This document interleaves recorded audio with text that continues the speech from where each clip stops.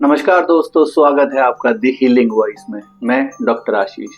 आज हमारे साथ एम्स के डॉक्टर शिवम पटेल है, जो क्रिटिकल केयर और इमरजेंसी मेडिसिन के स्पेशलिस्ट है, जिनका काम उन पेशेंट्स की जान बचाना है जो लाइफ थ्रेटनिंग कंडीशन से जूझ रहे हैं। आज हम बात करेंगे डॉक्टर शिवम पटेल से। स्वागत है डॉक्टर शिवम आपका। आप कुछ बताइए अपने बारे में, अपनी स्टडीज़ के बारे में। हेलो डॉक्टर आशीष, बहुत बहुत धन्यवाद मुझे अपने पॉडकास्ट में आमंत्रित करने के लिए। मैं अपने बारे में बताना चाहूँगा कि मैंने अपना MBBS की शुरुआत की थी 2006 में GMC जगदलपुर से, जो कि बस्तर में है, छत्तीसगढ़ में। और मैंने वहाँ से फिर पोस्ट ग्रेजुएशन की तैयारी की और उसके बाद मैं एम्स न्यू दिल्ली में सेलेक्ट हुआ। वहाँ से मैंने पोस्ट ग्रेजुएशन किया है, इमरजेंसी मेडिसिन में मैंने MD लिया है वहाँ से। और उसके बाद मैं वहीं पर 3 साल एसआरसिप भी किया हूँ। और मैं अपने पोस्ट ग्रेजुएशन के दौरान जापान जाने के लिए भी सिलेक्ट हुआ था और वहाँ से मैंने इमरजेंसी मेडिसिन में ऑब्जर्वरशिप लिया हुआ है। और इसके बाद फिर मैंने क्रिटिकल केयर मेडिसिन की डिग्री ली है एम्स भुवनेश्वर। इमरजेंसी मेडिसिन का मतलब सडन इमरजेंसी केसेस आ जाना होता है या फिर क्या? थोड़ा बताइए अपने डिपार्टमेंट के बारे में ताकि लोग समझ सके। डॉक्टर आशीष, ये बिल्कुल एक आम मिथक है। इमरजेंसी मेडिसिन का मतलब केवल अचानक हुई बीमारियां या गंभीर बीमारियां नहीं होता है। इमरजेंसी मेडिसिन में एक पूरा सिस्टम का हिस्सा है, बेसिकली ये पूरे सिस्टम का हिस्सा है। और इसमें हम मरीजों को उनके प्राइमरी ट्रीटमेंट कहते हुए, उनको उचित मार्गदर्शन कहते हुए तत्कालिक निदान कहते हैं। तो बेसिकली हम पेशेंट को 3 कैटेगरी में डिवाइड करते हैं, red, yellow, green. Critical care और ICU एक ही बात होती है? थोड़ा बताइए इस बारे में। क्या क्रिटिकल केयर में सिर्फ बुजुर्ग पेशेंट ही आते हैं? क्रिटिकल केयर केवल ICU में नहीं होता है। क्रिटिकल केयर हॉस्पिटल के किसी भी हिस्से में हो सकता है। जनरली हम क्रिटिकल केयर के लिए ICU में पोस्टेड जरूर होते हैं, बट हमको अस्पताल के विभिन्न विभागों से, वार्डों से, कहीं से भी कॉल आते रहता है कि हमारा मरीज क्रिटिकल हो गया है, प्लीज आकर आप देख लीजिए। तो हम तुरंत जाकर वहाँ पर देखते हैं। और डेफिनेटली क्रिटिकल पेशेंट्स कहीं भी हो सकते हैं।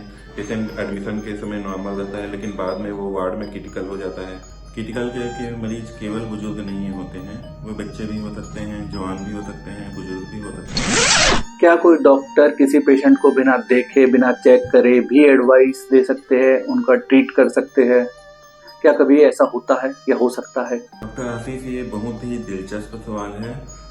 डॉक्टर कभी कभी बिना देखे भी मरीजों का इलाज सही तरीके से कर सकता है। हाँ, ये बिल्कुल सही है। कभी कभार ऐसा हो सकता है, क्योंकि ये डॉक्टर के अनुभव पे निर्भर करता है। कभी कभी वह सुनकर या दूर से भी एडवाइस देकर मरीजों को ठीक कर सकता है। डेफिनेटली ये मोस्ट ऑफ द केसेस में सीनियर डॉक्टर्स ही ऐसा कर पाते हैं। क्या डॉक्टर्स को ये हक होता है कि वह सच छुपा सके, किसी पेशेंट को उसकी बीमारी के बारे में ना बता के उसे छुपा सके? क्या ये हक होता है डॉक्टर को? डॉक्टर आशीष, ये बहुत ही एक पेचीदा सवाल है। बेसिकली डॉक्टर को ये हक नहीं होता कि वो मरीज से कुछ भी सच्चाई छुपाए, बट कभी कभी स्थिति ऐसी बन जाती है कि हमें मरीज के मानसिक स्थितियों को ध्यान देते हुए उनसे सच्चाई छुपानी पड़ती है, या फिर सच्चाई को धीरे धीरे बताना पड़ता है जिसको वो एक्सेप्ट कर सके। तो बेसिकली ऐसे कंडीशन में हालात को देखते हुए डॉक्टरों को सावधानी बरतनी होती है और सच्चाई को धीरे धीरे बताना होता है, या फिर कई बार सच्चाई छुपानी भी पड़ती है और घर वालों को सच्चाई बतानी पड़ती है। डॉक्टर बनने के बाद आपने जीवन का कौन सा हिस्सा सबसे ज्यादा मिस किया? डॉक्टर बनने के बाद मैंने जो लाइफ का हिस्सा मिस किया है वो है घर वालों के साथ रहना। 10th तक मैं घर वालों के साथ था। 11th से मैंने पढ़ाई करने के लिए बाहर निकला था, और उसके बाद से जब बाहर निकला तो हमेशा के लिए फिर बाहर ही रह गया। घर वालों से मिलना जुलना बहुत ही मुश्किल, साल में 1 या 2 बार ही हो पाता था। मेरे घर वाले भी, मम्मी पापा भी ज़्यादा मेरे पास उतना मिलने नहीं आ पाते थे। तो डेफिनेटली मैंने घर को मिस किया। VIP सिंड्रोम क्या होता है? क्या आपके सामने भी ऐसा हुआ है? क्योंकि एम्स दिल्ली में तो VIP पेशेंट्स आते रहते हैं। आपने भी कभी किसी VIP पेशेंट को VIP ट्रीटमेंट के साथ देखा है? VIP सिंड्रोम के बारे में मैं बताना चाहूँगा डॉक्टर आशीष कि एम्स की इमरजेंसी में भी एक बार ऐसा हुआ था मेरे साथ कि मैं दोपहर की इवनिंग शिफ्ट में आया और मैंने हैंड ओवर लिया। तब मैंने देखा कि हमारे रेड जोन में एक पेशेंट के साथ 8 से 10 लड़कियां करीब उसके बेड के आसपास ही ऐसे बैठी हुई हैं। तब मैंने उनको जोर से चिल्लाया कि यहाँ पे हम एक पेशेंट के साथ एक ही अटेंडेंट अलाउ करते हैं, आप 10 के 10 कैसे यहाँ पे हो करके सब बाहर जाइए करके। तब मेरे सीनियर ने किनारे में मुझको लेकर बोला, तो इसको पहचानता भी है, ये कौन है? कोई कंसल्टेंट भी कुछ नहीं बोल रहा है और तू बोल रहा है कर। तब उन्होंने बताया कि ये कन्हैया है करके, और वो भी हंसने लग गए। और ये VIP सिंड्रोम जनरली हर जगह शायद फेस करना पड़ता है। ये नॉर्मल गवर्नमेंट हॉस्पिटल हो या एम्स हो, शायद ये सब चीज़ें होती हैं। तो ये सब मुझे बुरा भी लगता है, बट डेफिनेटली ये सब होता है। एम्स दिल्ली में सेलेक्ट होना आपके लिए कितना बड़ा सपना था? एम्स दिल्ली में सेलेक्ट होना मेरे लिए सच में एक सपने से कुछ कम नहीं था। डेफिनेटली एम्स में पढ़ने का हर किसी का सपना होता है। जब हम पल्स में गए थे MBBS के दौरान, तब हम फर्स्ट टाइम एम्स को देखे थे, और हम उस समय सोचते थे सच में यहाँ पढ़ने वाले बच्चे कैसे होंगे।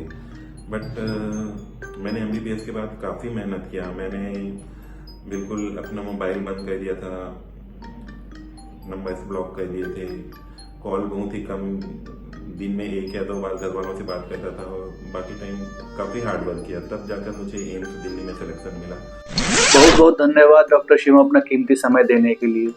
क्या आप कुछ सलाह या कुछ बताना चाहेंगे उन लोगों को जो इस वीडियो को सुन या देख पा रहे हैं अभी?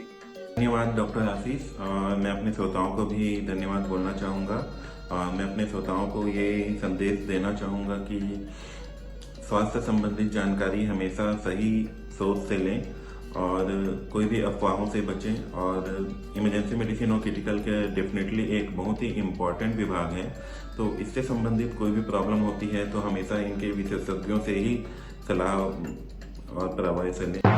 आपने आज बहुत कुछ ऐसा बताया हम सबको जो हमारे जीवन पर एक सकारात्मक छाप छोड़ सकता है।